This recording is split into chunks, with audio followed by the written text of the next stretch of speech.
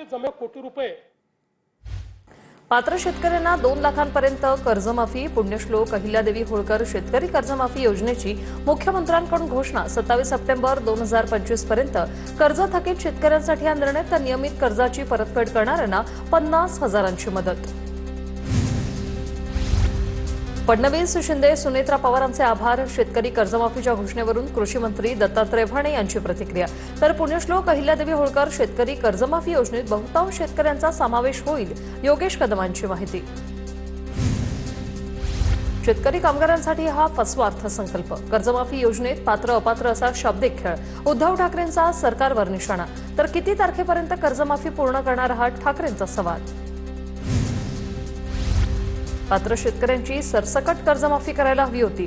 2 लाखांपर्यंतच्या कर्जमाफीवरून बच्चू कडूंची मागणी।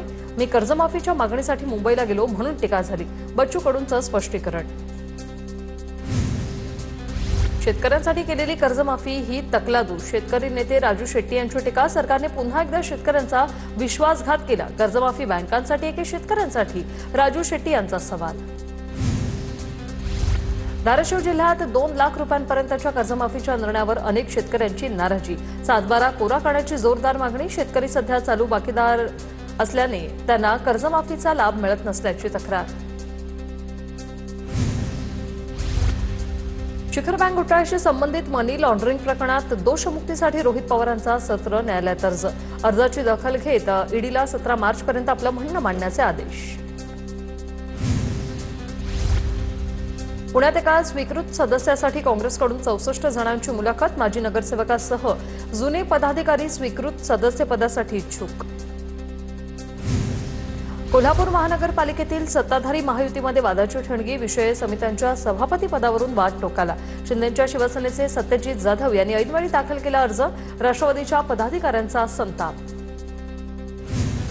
सांगली जिल्हा परिषदेत सत्ता स्थापनेचा तिढा कायम। राष्ट्रवादीकडून पक्षात व्हीप बजावण्यासंदर्भात अंतर्गत संघर्ष। सत्तेच्या गणितासाठी व्हीप कोण बजावणार यासाठी राष्ट्रवादीत मतप्रवाह। जत तालुक्यातील प्रश्नांवर खासदार विशाल पाटलांची आमसभा। नागरिकांनी वाचला तक्रारींचा पाढा। विशाल पाटलांनी संबंधित अधिकाऱ्यांना धारेवर धरलं। छत्रपती संभाजी महाराज यांच्या अंत्यसंस्काराचा उल्लेख कोणत्याही ऐतिहासिक दस्तामध्ये नाही। संभाजी कादंबरीमधील उल्लेख पूर्णतः काल्पनिक असल्याची लेखक विश्वास पाटील यांची कोरेगाव भीमा चौकशी आयोगात समोर कबुली।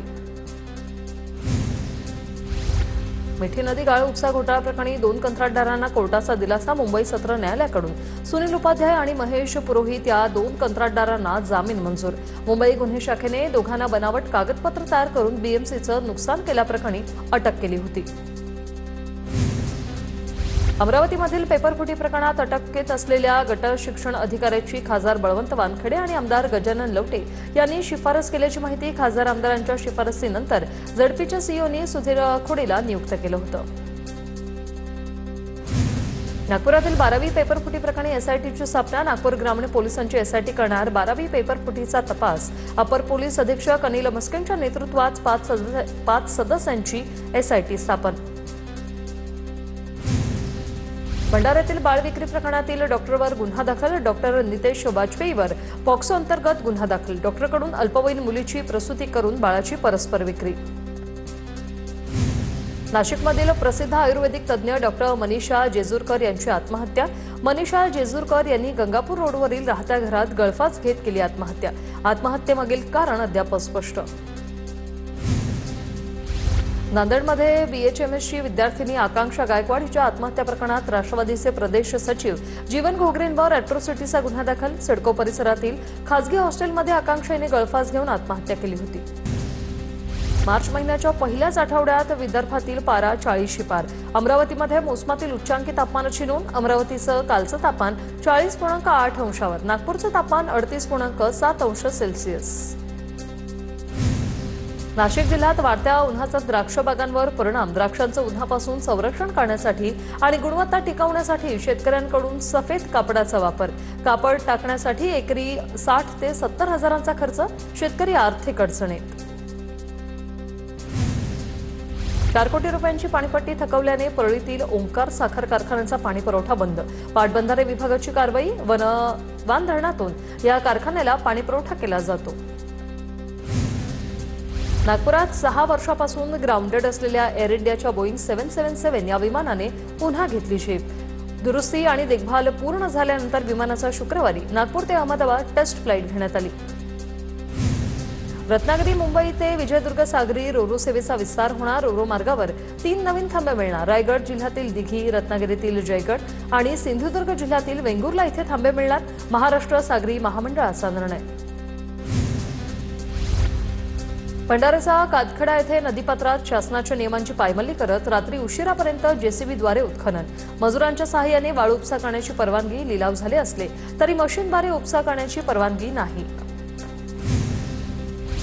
बुलढाण्यात राष्ट्रीय महामार्ग क्रमांक 56 वर धावत्या खासगी बसला आग। इंदोरहून अकोल्याला जात असताना घडली घटना। सुदैवाने आगीतून 30 प्रवासी बचावले। गोंदियाच्या नगर परिषद कार्यालय परिसरात उभ्या ट्रॉलीला आग आणि वेळीच आग आटोक्यात आल्याने मोठी दुर्घटना टळली। अग्निशमन विभागाने लगेच कारवाई करून ही आग नियंत्रणात आणली। अहिल्यानगर जिल्ह्यातील पारनेर वनविभागाच्या नर्सरीत 8 बिबटे जेरबंद, परंतु उन्हामुळे तापलेल्या पिंजऱ्यात बिबट्यांना त्रास होत असल्याची वन्यजीव प्रेमींची तक्रार। त्यांना पुन्हा नैसर्गिक अधिवासात सोडण्याची मागणी। प्रशासकीय कामात पारदर्शकता आणि ग्रामीण भागातील समस्यांचं निराकरण करण्यासाठी पालकमंत्री चंद्रशेखर बावनकुळे यांच्या संकल्पनेतून अमरावतीच्या माडीत गाव मुक्काम व शिवार फेरीचं आयोजन।